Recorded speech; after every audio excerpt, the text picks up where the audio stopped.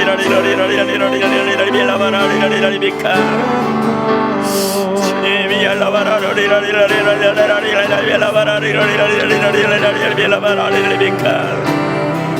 할렐루야.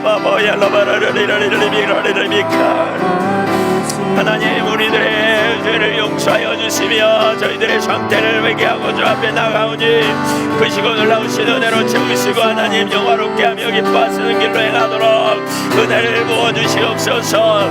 아버지, 영광을 나타내 주옵소서. 아버지, 능력을 나타내 주옵소서. 하나님 아버지, 오 하나님, 우리를 긍휼히 여겨주시옵소서. 신앙의 본질에 있다고 하면서 삶이 없고 능력이 없고 하나님 실제가 아닌 자리에 머물러 있는 저희들의 상태를 긍휼히 여기시고 아버지께서 은혜 위에 은혜를 더하시며 생명으로 역사하시며 은혜와 진리로 자유케 되는 능력 있는 역사가 일어나도록 인도하여 주옵소서. 오 할렐루야.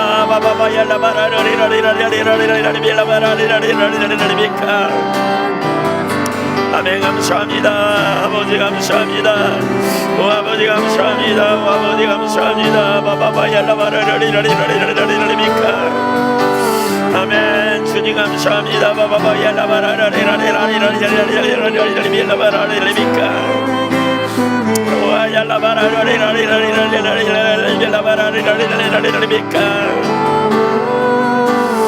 주님이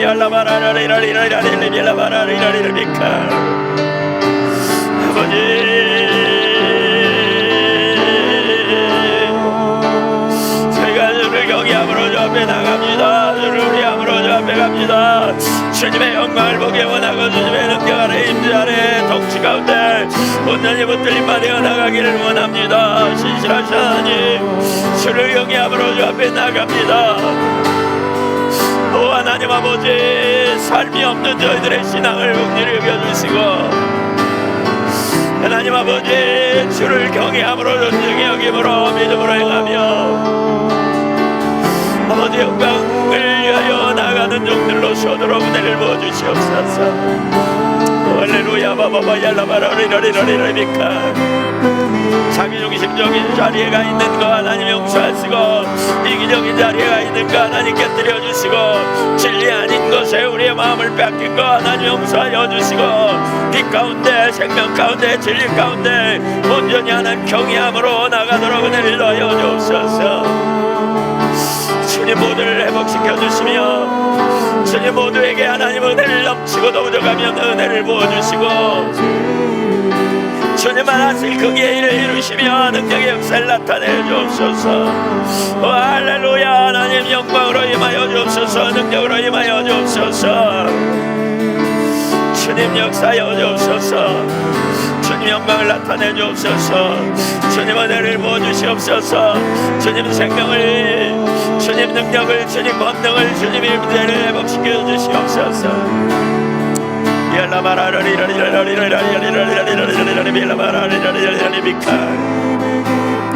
아멘. 할렐루야.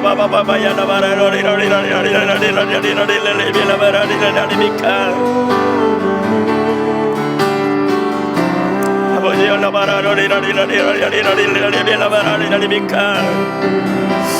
오 할렐루야.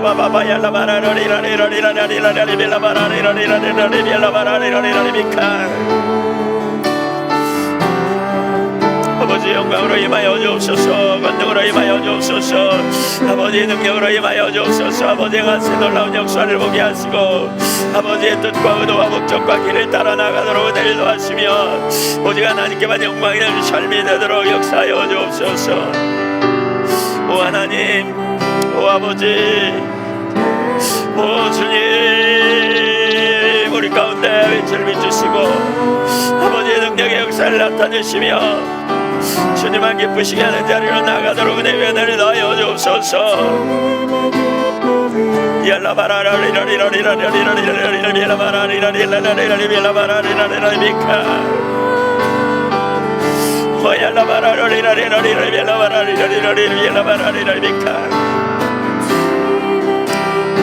주님 영광을 나타내 주세요. 주님 감사합니다. 주님 아멘. 주님 감사합니다. 영광으로 임하여 주옵소서.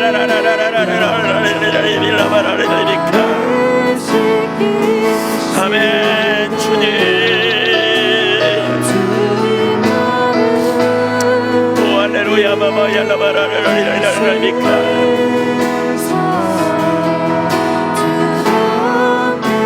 감사합니다. 하나님 감사합니다. 오 하나님 감사합니다.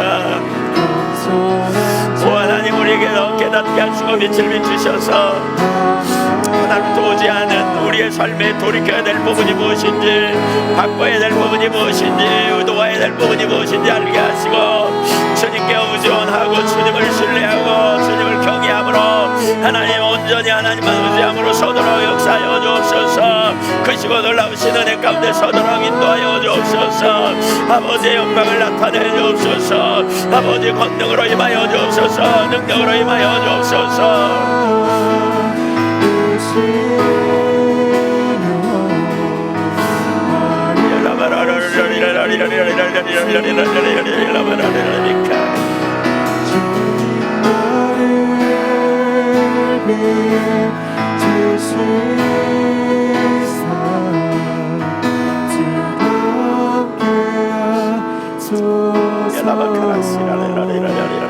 겸손한